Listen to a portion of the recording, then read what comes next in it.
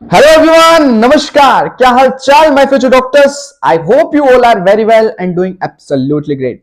My name is Abhishek Dhariwal and I welcome you on this amazing and incredible platform Physics वाला. So, आज अपन बात करेंगे एक 12th class के एक चैप्टर के बारे में जो बच्चों को बड़ा ही मुश्किल लगता है, जो कि है मॉलिक्यूलर बेसिस ऑफ इनहेरिटेंस. ठीक है, इसमें थोड़ी बहुत बायोकेमिस्ट्री आ जाती है. ठीक है, इस वजह से थोड़ा सा बच्चों को मुश्किल लगता है. ये नीट के अंदर वेटेज वाला भी चैप्टर है. ठीक है, तो चलो अपन बात करेंगे इस चैप्टर में क्या क्या पढ़ने वाले हैं. ठीक है, सबसे पहले अपन बात करते हैं क्या क्या पढ़ने वाले इस चैप्टर में. सबसे पहले तो पढ़ेंगे अपन इसके बारे में, न्यूक्लिक एसिड के बारे में. न्यूक्लिक एसिड क्या होते हैं, न्यूक्लिक एसिड के टाइप्स क्या क्या है. ठीक है, जो कि लिविंग ऑर्गेनिज्म की या जो सेल्स के अंदर पाए जाते हैं.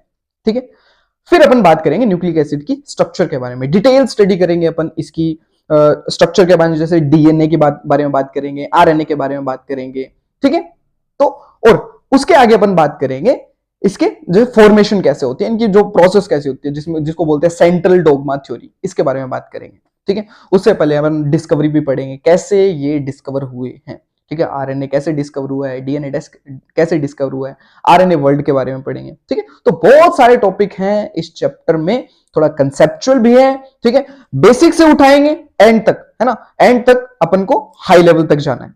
ठीक है, तो चलो स्टार्ट करते हैं बेटा. सबसे पहले अपना topic that is nucleic acid. ठीक है, तो चलो बात करते हैं सबसे पहले न्यूक्लिक एसिड के बारे में. न्यूक्लिक एसिड, अच्छा न्यूक्लिक एसिड क्या होते हैं, ये तो अपन को पता चल गया. न्यूक्लिक एसिड एसिडिक नेचर के होते हैं. क्या होते हैं ये एसिडिक नेचर के होते हैं. ठीक है, एसिडिक नेचर के होते हैं. अच्छा, कौन कौन से नेचर के अंदर न्यूक्लिक एसिड है जो कि अपने सिलेबस में है. ठीक है, कौन कौन से हैं, ये दो टाइप के न्यूक्लिक एसिड अपनी एनसीईआरटी में दे रखे हैं. कौन कौन से, एक तो है आपका आरएनए और दूसरा है आपका डीएनए. ठीक है, आरएनए एंड डीएनए, इनकी फुल फॉर्म भी आपको पता होगी. RNA that is ribose nucleic acid, और डीएनए क्या है बेटा, डीऑक्सी राइबोज न्यूक्लिक एसिड. ठीक है, आरएनए क्या है, that is ribose nucleic acid and DNA क्या है, डीऑक्सी राइबोज न्यूक्लिक एसिड. ठीक है, डीऑक्सी राइबोज न्यूक्लिक एसिड. अच्छा, इनके नाम क्यों पड़े, ये डीऑक्सी राइबोज क्यों बोलते हैं, इसको राइबोज क्यों बोलते हैं, इसके बारे में भी अपन बात करेंगे.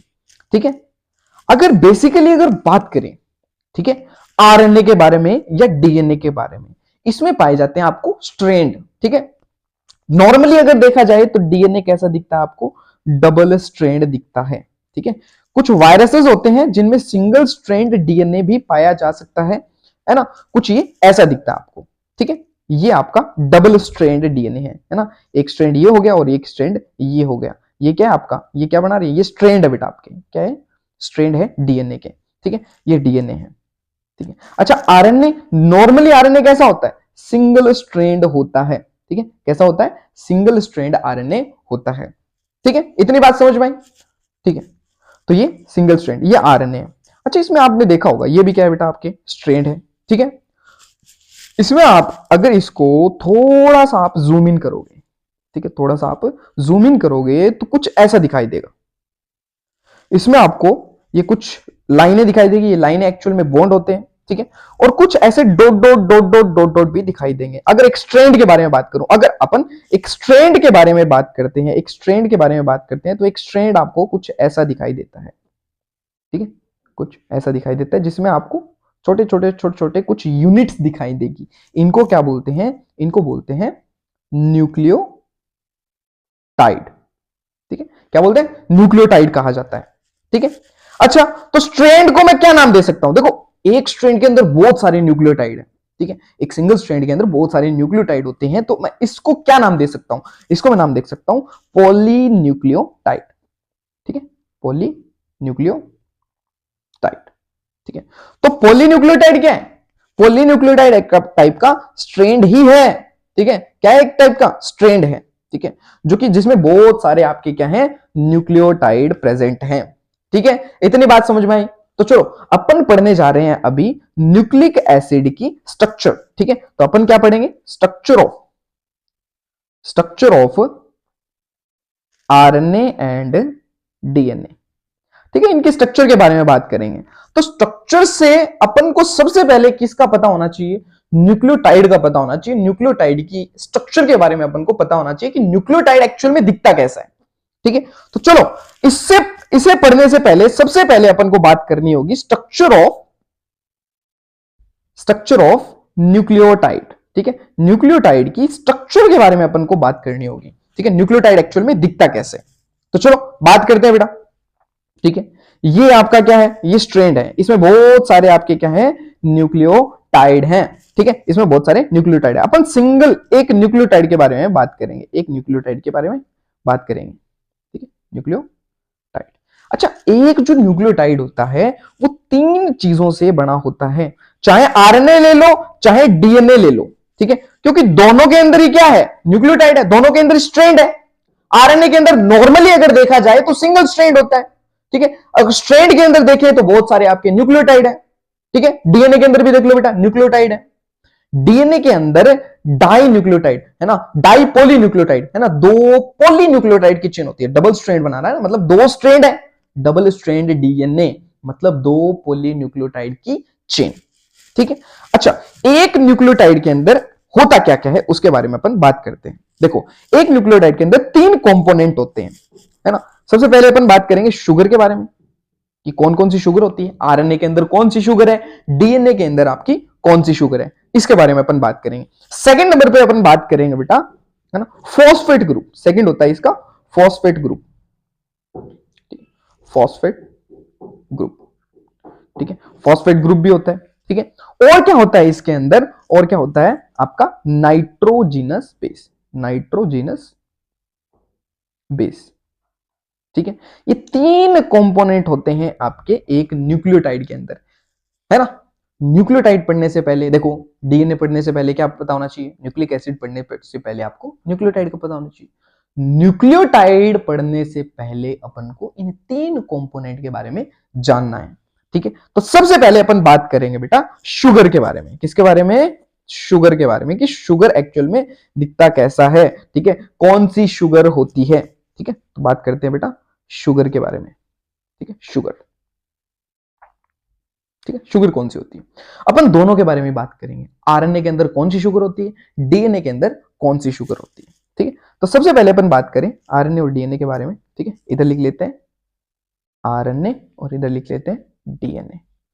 ठीक है, आरएनए के अंदर कौन सी शुगर होती है, देखो नाम से पता चल रहा है। आरएनए का फुल फॉर्म क्या है बेटा, आरएनए की फुल फॉर्म है राइबोज न्यूक्लिक एसिड। ठीक है, तो इसके अंदर होती है आपकी राइबोज शुगर। ठीक है, बायोमोलिक्यूल में आपने कार्बोहाइड्रेट्स का क्लासिफिकेशन पढ़ा होगा, वहां पे आपको क्या दे रखा है, ribose sugar is a pentose sugar, जो कि 5 कार्बन से है ना, 5 कार्बन वाली शुगर को क्या बोलते हैं अपन, पेंटोज शुगर बोलते हैं। ठीक है, तो राइबोज शुगर एक टाइप की कौन सी शुगर है, पेंटोज शुगर है, 5 कार्बन शुगर है। ठीक है, 5 कार्बन शुगर है। ठीक है, अच्छा, डीऑक्सीराइबोज, डी का मतलब एलिमिनेशन, ऑक्सीजन, एक ऑक्सीजन की कमी होगी। ठीक है, एक ऑक्सीजन की कमी होगी, उसको बोलते हैं डीऑक्सीराइबोज, मतलब राइबोज शुगर में से एक ऑक्सीजन की कमी, डीऑक्सीराइबोज। ठीक है, तो चलो, ये इसमें कौन सी शुगर होती है बेटा, आरएनए के अंदर राइबोज शुगर होती है। कौन सी, राइबोज शुगर। ठीक है, आरएनए के न्यूक्लियोटाइड में। डीएनए के न्यूक्लियोटाइड में कौन सी शुगर होगी, डीऑक्सीराइबोज, डीऑक्सीराइबोज शुगर।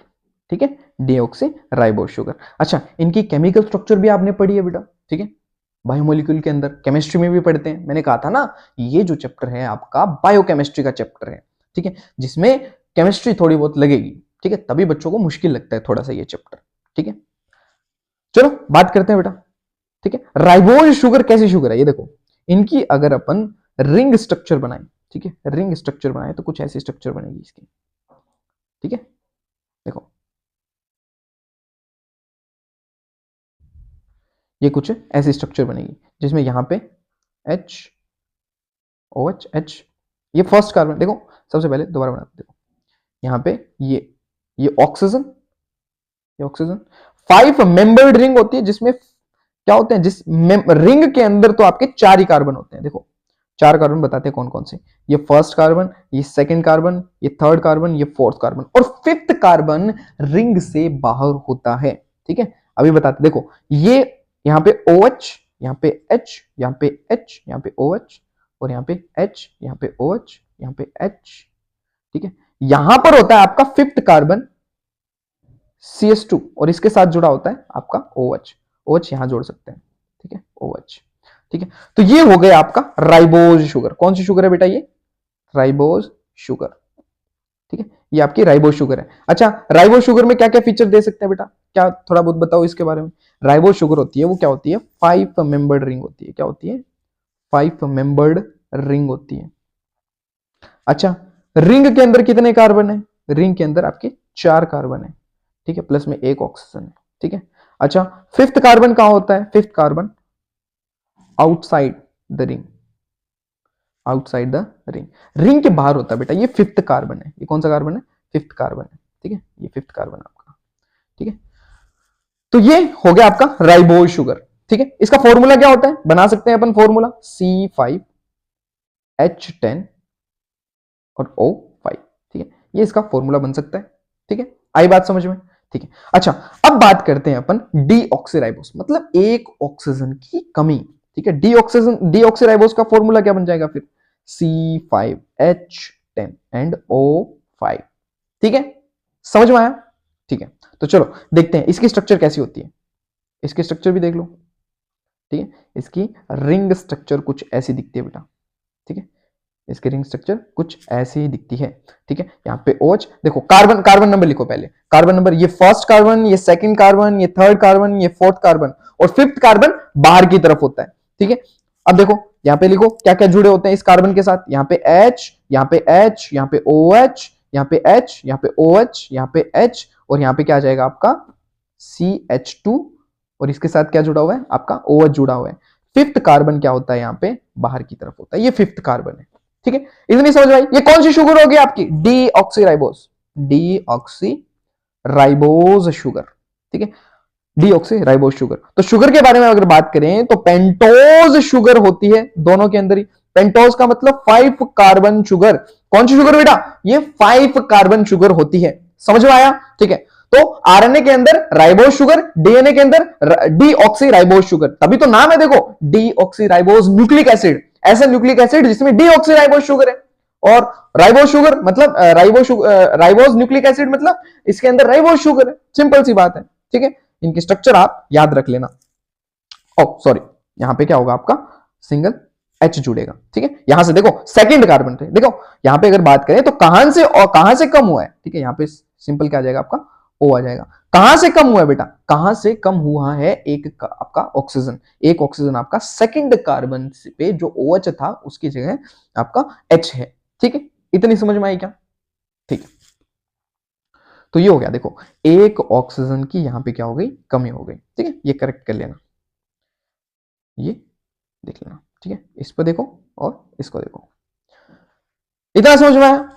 चलो आगे बात करते हैं अपन नेक्स्ट टॉपिक के बारे में, दैट इज नाइट्रोजिनस बेसिस। ठीक है, अपना कौन सा टॉपिक है बेटा? Nitrogenous basis, nitrogenous basis. ठीक है, नाइट्रोजिनस बेसिस। अच्छा, नाम से पता चल रहा है बेटा, नाम से पता चल रहा है ये किस नेचर के होंगे? ये बेसिक नेचर के होते हैं। किस नेचर के होते हैं? बेसिक नेचर के होते हैं। ठीक है, तो क्वेश्चन बेटा PYQ उठाकर देखोगे तो आपको पता चलेगा कि एक क्वेश्चन आया था, बहुत सारी बुक्स के अंदर भी आपको मिल जाएगा कि जो DNA होता है या RNA होता है उनका एसिडिक नेचर किस कारण होता है? ठीक है, एसिडिक नेचर नाइट्रोजन बेस के कारण आपका नहीं होता। उसका आंसर है आपका फॉस्फोरिक एसिड, है ना, फॉस्फेट ग्रुप होता है ना वहां पे, तो फॉस्फोरिक एसिड। ठीक है, तो वो एसिड नेचर का होता है, इस कारण आपका न्यूक्लिक एसिड आपका एसिडिक नेचर का होता है। ठीक है, तो ये आपका बेसिक नेचर का है। ठीक है, ये आपका किस नेचर का बेटा? बेसिक नेचर का है। इसमें नाइट्रोजन कंटेनिंग कंपाउंड है। ये क्या है आपका? Nitrogen containing compound. ठीक है, नाइट्रोजन कंटेनिंग कंपाउंड है ये। ठीक है, इतनी बात समझ में आई? अच्छा, और क्या है? ठीक है, अच्छा, ये कितने टाइप के होते हैं आपके न्यूक्लिक एसिड के अंदर? ये 2 टाइप के होते हैं बेटा। कितने टाइप के? ये 2 टाइप के होते हैं आपके न्यूक्लिक एसिड के अंदर। कौन कौन से? नाम याद करो बेटा। ये तो है आपका प्यूरिन, क्या चीज? प्यूरिन। और एक है आपका पिरिमिडिन, पिरिमिडिन। ठीक है, प्यूरिन एंड पिरिमिडिन। ठीक है, अच्छा इनकी स्ट्रक्चर कैसी होती है? इससे पहले आपने एक स्टेटमेंट सुना होगा, छोटा पैकेट बड़ा धमाका, है ना, छोटा पैकेट बड़ा धमाका, मतलब नाम छोटा है लेकिन इसकी स्ट्रक्चर बड़ी होगी। ठीक है, यहां वो याद कर सकते हो, ठीक है, न्यूमोनिक बना सकते हो, छोटा पैकेट बड़ा धमाका। ठीक है, तो मतलब क्या हुआ, मतलब प्यूरिन की नाम छोटा है लेकिन इसकी स्ट्रक्चर बड़ी होगी। ठीक है, पिरिमिडिन का नाम बड़ा है, स्ट्रक्चर छोटी होगी। ठीक है, बड़ा पैकेट छोटा धमाका, ठीक है, पिरिमिडिन। चलो बात करते हैं यहां पर इसके बारे में कि प्यूरिन आपका दिखता कैसे है। ठीक है, प्यूरिन आपका दिखता कैसे है? ठीक है, प्यूरिन कुछ ऐसा दिखेगा। ठीक है, इसकी अगर केमिकल स्ट्रक्चर बनाए, कौन सी स्ट्रक्चर, इसकी अगर केमिकल स्ट्रक्चर बनाए, ठीक है, केमिकल स्ट्रक्चर बनाए तो कैसा दिखेगा, ये कुछ ऐसा दिखेगा। ये केमिस्ट्री में पढ़ते हो तुम लोग। यहाँ पे कार्बन, यहाँ पे नाइट्रोजन एंड डबल बॉन्ड के साथ, और सॉरी, ठीक है, यहाँ कार्बन, यहाँ पे नाइट्रोजन, ठीक है, और यहाँ पे कार्बन। ठीक है, डबल रिंग स्ट्रक्चर होती है ये। ठीक है, डबल रिंग स्ट्रक्चर होती है, नाइट्रोजन नाइट्रोजन और यहाँ पे carbon, double bond, single bond. ठीक है, तो ये आपकी कैसी होगी, ये आपकी डबल रिंग स्ट्रक्चर हो गई। ठीक है, अच्छा इनको नंबरिंग दें। ठीक है, इनको नंबरिंग दें क्योंकि देखो इनके डेरिवेटिव्स पढ़ने वाले हैं अपन। इनके क्या पढ़ने वाले हैं अपन, डेरिवेटिव्स पढ़ने वाले हैं। ठीक है, इनके डेरिवेटिव्स पढ़ेंगे। ठीक है, इनके डेरिवेटिव्स पढ़ेंगे, तो इनको नंबर दें। तो यहां पे देखो, यहां ये आपका क्या है, आपका ये आपका प्यूरिन है। ठीक है, प्यूरिन को अगर मैं नंबर दूं, ठीक है, तो यहां पे क्या लिखूंगा, यहां पे first, second, third, fourth, fifth, six, seventh, eight and ninth, ये पोजीशन दूंगा मैं इनको, प्यूरिन्स को। ठीक है, प्यूरिन्स में कितने मेंबर होते हैं बेटा, कितने मेंबर होते हैं प्यूरिन्स के बारे में लिखते हैं। प्यूरिन्स के अंदर आपके 9 मेंबर्स हैं। कितने मेंबर्स, 9 मेंबर्स हैं, जिसमें कितनी, ये डबल रिंग है। कैसी रिंग है, डबल रिंग है, 2 रिंग स्ट्रक्चर है। ठीक है, डबल रिंग स्ट्रक्चर बोल दो या 2 रिंग स्ट्रक्चर बोल दो। अच्छा इसमें नाइट्रोजन कितने हैं, इसमें 4 आपके नाइट्रोजन हैं। कितने नाइट्रोजन है बेटा, 4 नाइट्रोजन है। ठीक है, अब पिरिमिडिन पे आ जाओ। ठीक है, अब पिरिमिडिन पे आ जाओ। पिरिमिडिन की स्ट्रक्चर कैसी होती है, आपको एक ट्रिक बताता हूं। देखो आपने प्यूरिन की स्ट्रक्चर याद रखनी है। ठीक है, इसका ये वाला हिस्सा, ठीक है, इसका ये वाला जो हिस्सा है वो क्या है, आपका पिरिमिडिन है। ठीक है, क्या है बेटा, पिरिमिडिन है। तो चलो इसमें लिखते हैं। ठीक है, बनाते हैं इसकी स्ट्रक्चर। देखो कार्बन डबल बॉन्ड कार्बन, इधर single bond carbon double bond nitrogen. ठीक है, single bond carbon double bond nitrogen and this is also carbon. ठीक है, तो ये स्ट्रक्चर बनाएंगे किसकी अपन, ये स्ट्रक्चर बनाएंगे आपकी पिरिमिडिन की। अच्छा इसको भी अपन को नंबरिंग देना पड़ेगा। क्या देना पड़ेगा, नंबरिंग देना पड़ेगा। तो इसको 1, इसको 2, इसको 3, इसको 4, इसको 5 एंड इसको 6। ठीक है, इस हिसाब से अपन नंबरिंग करते हैं। ठीक है, ये आपका क्या हो गया, देखो यहां पे। तो इसके बारे में कुछ लिखो। ठीक है, पिरिमिडिन के बारे में अगर बोले तो कितने मेंबर हैं पिरिमिडिन के अंदर, आपके 6 मेंबर रिंग है। कितने मेंबर की रिंग है बेटा, 6 मेंबर की रिंग है। अच्छा इसके अंदर अगर देखूं तो सिंगल रिंग है या डबल रिंग है, इसके अंदर सिंगल रिंग है। ठीक है, सिंगल रिंग स्ट्रक्चर है। ठीक है, और इसमें नाइट्रोजन कितने हैं, इसमें 2 नाइट्रोजन है। ठीक है, तो पिरिमिडिन याद रखोगे और प्यूरिन्स याद रखोगे। ये 2 टाइप के आपके न्यूक्लिक एसिड के अंदर नाइट्रोजिनस बेसिस होते हैं। समझ में आया? चलो आगे बात करते हैं। ठीक है, आगे इनके डेरिवेटिव्स के बारे में बात करेंगे। ठीक है, किसके बारे में बात करेंगे, डेरिवेटिव्स के बारे में।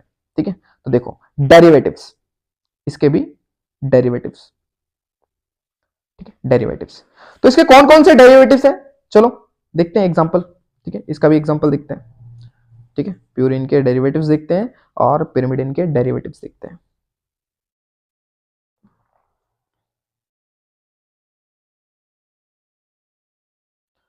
चलो देखो यहां पर इसके 2 डेरिवेटिव्स हैं। अपने जो न्यूक्लिक एसिड आरएनए और डीएनए के अंदर जो प्यूरिन होता है, नाइट्रोजन, देखो आरएनए और डीएनए के अंदर न्यूक्लियोटाइड, न्यूक्लियोटाइड के अंदर 3 कंपोनेंट, जिसमें अपन ने सबसे पहले क्या बात की, शुगर के बारे में, दूसरा फॉस्फेट के बारे में, फॉस्फेट ग्रुप के बारे में, एंड थर्ड नंबर पे अपन बात करें nitrogenous base. Nitrogenous base 5 type के होते हैं, ठीक है, टोटल अगर देखा जाए, वैसे 2 टाइप के हैं, ठीक है, 2 टाइप के याद करो एक बार, ठीक है, 2 टाइप के हैं। कौन कौन से? पिरिमिडिन और प्यूरिन्स, ठीक है। प्यूरिन्स के अगर डेरिवेटिव्स देखें तो ये 2 टाइप्स के हैं।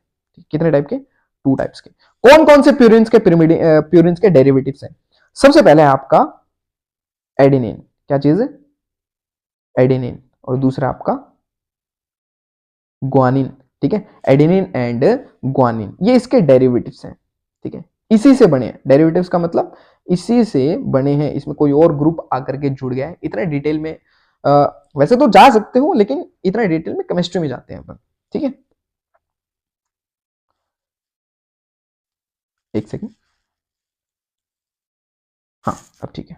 चलो आपको बता ही देता हूं इसके स्ट्रक्चर के बारे में। चलो एडेनिन की स्ट्रक्चर देखते हैं अपन, ठीक है। एडेनिन की स्ट्रक्चर अपन देखते हैं कि एडेनिन एक्चुअल में दिखता कैसा है। ये किसका डेरिवेटिव है? सबसे पहले अपन बात करें डेरिवेटिव्स के बारे में, तो सबसे पहले एडेनिन किसका डेरिवेटिव है? ये प्यूरिन का डेरिवेटिव है। किसका डेरिवेटिव है? ये प्यूरिन का डेरिवेटिव है, ठीक है। तो इसको बोलेंगे अपन 6 अमीनो, क्या चीज? 6 अमीनो प्यूरिन, ठीक है। प्यूरिन के 6th पोजीशन पर अगर क्या जोड़ देते हैं अपन? अमीनो ग्रुप जोड़ देते हैं, ठीक है। तो क्या बन जाता है अपना? क्या बन जाता है बेटा? ये बन जाता है आपका, ये एडेनिन बन जाता है। चलो देखो कौन सा है आपका प्यूरिन, ये है, ठीक है। ये क्या आपका प्यूरिन है, इसको कॉपी कर लेते हैं, ठीक है, इधर डायरेक्ट ये, ठीक है। ये आपका प्यूरिन्स हो गया। अच्छा अब देखते हैं, देखो 6 पोजीशन ये है, ठीक। 6 पोजीशन क्या है? ये है।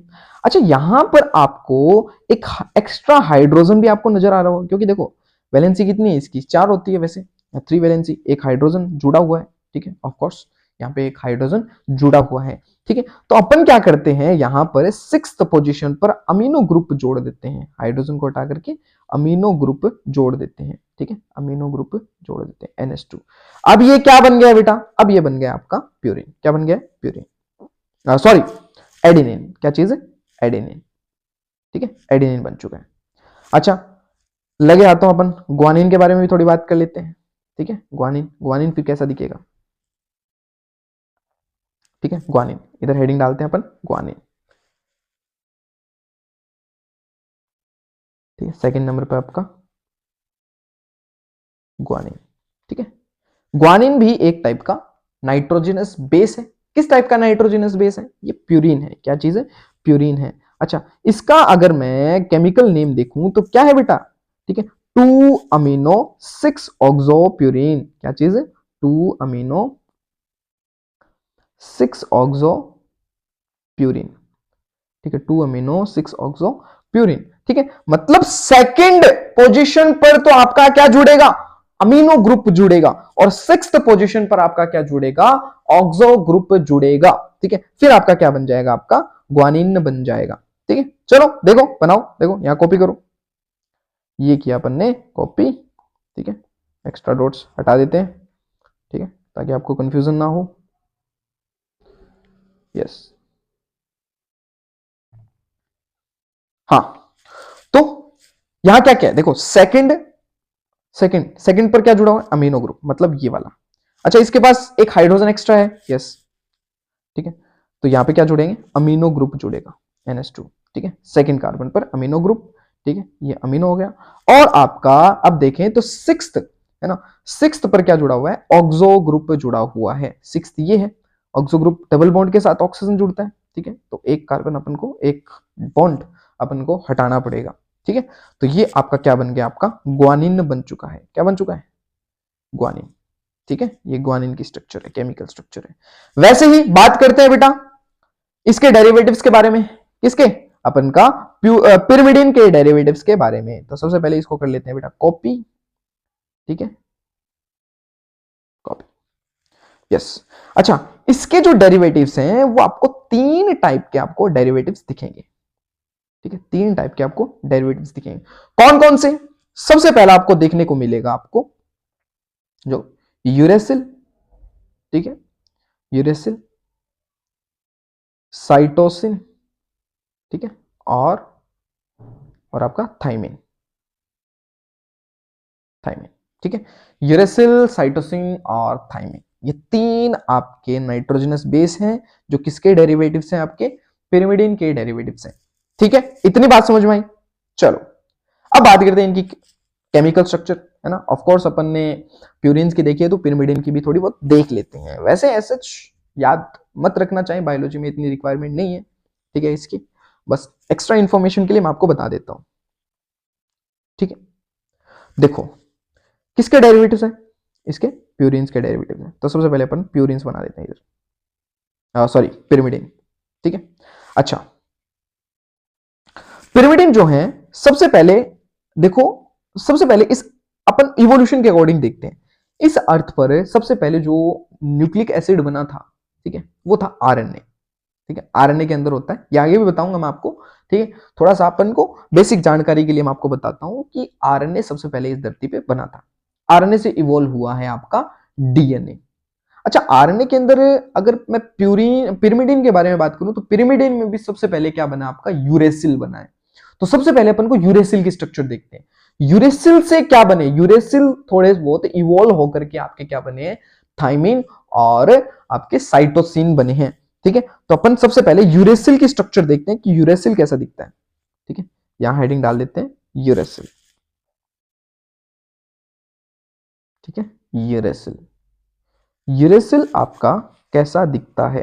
ठीक है, अच्छा यूरेसिल का अपन सबसे पहले इसका अपन वो देखते हैं। ठीक है, इसका अपन अच्छा थोड़ा सा अपन नीचे देखते हैं इसको, क्योंकि इसकी बड़ी स्ट्रक्चर बनेगी। ठीक है, इसको कॉपी किया हुआ है। ठीक है, यहां देखते हैं नेक्स्ट पेज पे। ठीक है, नेक्स्ट पेज पे अपन बात करते हैं अपन पिरिमिडिन के बारे में। पिरिमिडिन, ठीक है, पिरिमिडिन की अपन बात करते हैं स्ट्रक्चर के बारे में, इसकी केमिकल स्ट्रक्चर के बारे में। ठीक है, केमिकल स्ट्रक्चर के बारे में। ठीक है, ये तीन टाइप के आपको, सबसे पहले आपको यूरेसिल बताता हूं। ठीक है, यूरेसिल, तो यूरेसिल कुछ आपका ऐसा दिखेगा। ठीक है, ये है आपका यूरेसिल, यूरेसिल। अच्छा, यूरेसिल का अगर मैं केमिकल नेम देखूं उसके अकॉर्डिंग अपन स्ट्रक्चर बना पाएंगे। ठीक है, अगर यूरेसिल का मैं केमिकल नेम देखूं तो 2,4 डाई ऑक्सो पिरिमिडीन, क्या चीज, 2,4 डाई ऑक्सो पिरिमिडीन। ठीक है, 2,4 मतलब इस पर, मतलब इस कार्बन पर और फोर्थ कार्बन पर आपका ऑक्सो ग्रुप जुड़ा हुआ है। क्या जुड़ा हुआ बेटा, ऑक्सो ग्रुप जुड़ा हुआ है। ठीक है, तो ये क्या बन जाता है आपका, आपका ये यूरेसिल बन जाता है। ठीक है, इस तरह से देखो ऑक्सो ग्रुप इस तरह से, एक को हटा दो। ठीक है, और यहाँ पे ऑक्सो ग्रुप इस तरह से, एक को आपको हटा दो। ठीक है, तो ये किसकी स्ट्रक्चर है बेटा, ये आपकी स्ट्रक्चर है यूरेसिल की, किसकी, यूरेसिल की। अच्छा, यूरेसिल से क्या बना है, यूरेसिल से दोनों ही बने हैं। कौन कौन से, एक तो थाइमिन और एक साइटोसिन। थाइमिन कैसे बना है, थाइमिन बना है बेटा फिफ्थ कार्बन पर, फिफ्थ कार्बन पर मिथाइलेशन से आपका थाइमिन बनता है। ठीक है, मिथाइलेशन, और देखो कार्बन नंबर फोर्थ पर एमाइनेशन कर दें तो क्या बनता है आपका, साइटोसिन बनता है। ठीक है, एमाइनेशन। ठीक है, फिफ्थ कार्बन पर आपका क्या कर दे बेटा, फिफ्थ कार्बन पर आपका मिथाइलेशन कर देते हैं। चलो फिफ्थ कार्बन पर मिथाइलेशन करके देखते हैं। फिफ्थ कार्बन पर मिथाइलेशन ऐसे देखो, इसकी पहले स्ट्रक्चर बनाओ। ये क्या है आपका, ये क्या है, ये अपना है यूरेसिल। ठीक है, यूरेसिल को कॉपी किया। यूरेसिल के अंदर अगर फिफ्थ कार्बन पर क्या कर दे बेटा, फिफ्थ कार्बन पर मतलब ये कार्बन पर अगर अपन मिथाइलेशन कर देते हैं, क्या कर देते हैं, मिथाइलेशन कर देते हैं। मिथाइलेशन का मतलब मिथाइल जोड़ देते हैं, मिथाइल ग्रुप जोड़ देते हैं, CH3 जोड़ देते हैं। तो क्या बन जाता है, ये क्या बन जाता है बेटा, आपका थाइमीन बन जाता है। क्या बन जाता है, ये थाइमीन बन जाता है। ठीक है, ये समझ में आया, सिंपल सी स्ट्रक्चर है। पहले याद करो पिरिमिडिन, पिरिमिडिन की स्ट्रक्चर याद करो। पिरिमिडिन में फिर 2 है ना, 4 डाई ऑक्सो पिरिमिडिन बनाओ, उससे फिफ्थ कार्बन पर आप मिथाइलेशन कर दो, क्या बन जाएगा आपका, आपका थाइमिन बन जाएगा। और यूरेसिल की स्ट्रक्चर आपको याद रखनी है बस। ठीक है, अब C4 मतलब फोर्थ कार्बन पर, मतलब यहां पर क्या कर दो बेटा, ये फोर्थ कार्बन है ना, फोर्थ कार्बन पर आप एमाइनेशन, अमीनो ग्रुप जोड़ दो।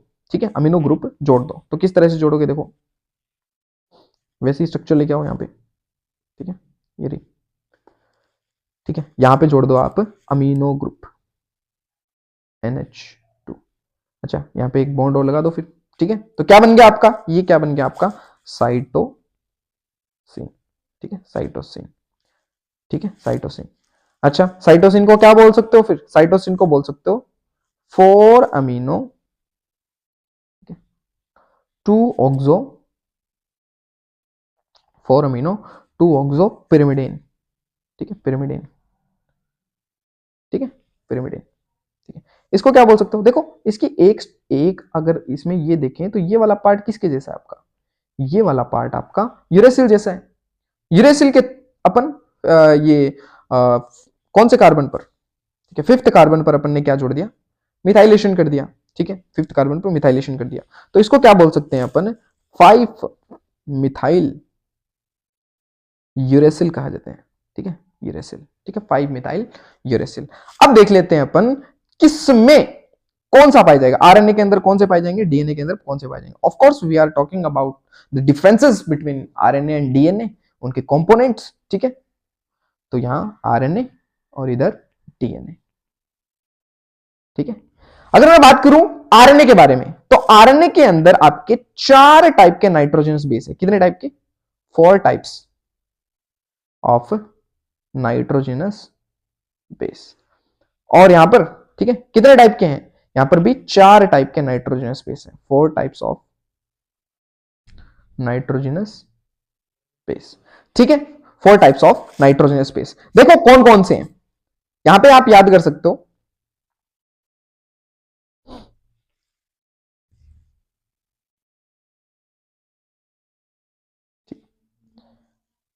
एडेनिन,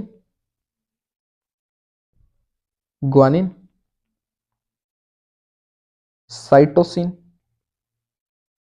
एंड यूरेसिल, ठीक है, क्या चीज, यूरेसिल, ठीक है। अच्छा, अपन इसमें बात करें तो 3 तो सेम है, ये 3 तो आपके सेम रहेंगे, कौन कौन से, एडेनिन, ग्वानिन, साइटोसिन। बट यहां पर यूरेसिल है तो यहां पे क्या होगा आपका, थाइमीन होगा, क्या होगा, थाइमीन होगा। 3 आपके सेम है, ठीक है, 3 आपके सेम रहेंगे, ठीक है, ये अलग है, ये अलग है, ठीक है, थाइमीन, ठीक है, इतना समझ में आया, ठीक है। तो इसमें क्या क्या है, ए जी सी एंड यू, क्योंकि देखो एडेनिन को ए से रिप्रेजेंट करेंगे, ग्वानिन को जी से, साइटोसिन को सी से, और यूरेसिल को यू से रिप्रेजेंट करेंगे। वैसे इसमें लिख दो, ठीक है, ए जी सी एंड टी, ठीक है, इतनी बात समझ में आई। अब बात करते हैं अपन थर्ड कंपोनेंट के बारे में, फॉस्फोरिक एसिड, ठीक है, थर्ड कंपोनेंट है अपना, थर्ड कंपोनेंट है फॉस्फोरिक एसिड, ठीक है, फॉस्फोरिक एसिड, ठीक है। कैसी स्ट्रक्चर होती है फॉस्फोरिक एसिड की, ठीक है, देखो अगर हाइड्रोजन हटा दें तो 8 लग जाता है, ठीक है, 8 है ना, मतलब आयन की फॉर्म में लिखे तो, जैसे फॉस्फेट, और इसको फॉस्फोरिक एसिड, तो पहले फॉस्फोरिक एसिड देख लो, ठीक है, क्योंकि अल्टीमेटली अपन को न्यूक्लियोटाइड की जब स्ट्रक्चर बनाएंगे तो अपन को फॉस्फोरिक एसिड ही काम आएगा, अपन रिएक्शन करवाएंगे तब। तो देखो यहां पर है आपका, देखो फॉस्फेट, फॉस्फेट के साथ यहां पर OH OH OH and double bond के साथ ऑक्सीजन, ठीक है, ये आपका फॉस्फेट। इसको आयन की फॉर्म में बनाना चाहो तो आप हटा दो इसको, हाइड्रोजन को, डबल बॉन्ड O, ठीक है, ये भी बना सकते हो, ये भी बना सकते हो, ठीक है, ये बस आयन की फॉर्म में है, इसको फॉस्फेट बोलेंगे, क्या बोलेंगे, फॉस्फेट, ठीक है। तो देखो इसका फॉर्मूला क्या हो जाएगा फिर, H3PO4, ठीक है, इसको क्या बोलेंगे, PO4 3 नेगेटिव, ठीक है। तो ये आपके 3 कंपोनेंट हो गए, कौन से 3 कंपोनेंट, ठीक है, शुगर, ठीक है, शुगर के बारे में, शुगर के बारे में अगर बात करें तो इसमें आरएनए के अंदर कौन सी शुगर होती है, डीएनए के अंदर कौन सी शुगर होती है।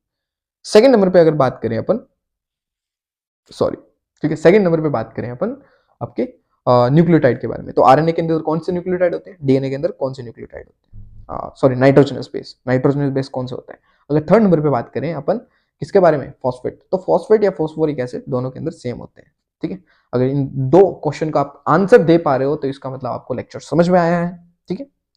तो आज के लिए बस इतना ही। Thank you so much lecture देखने के लिए। It is all about today. Thank you so much.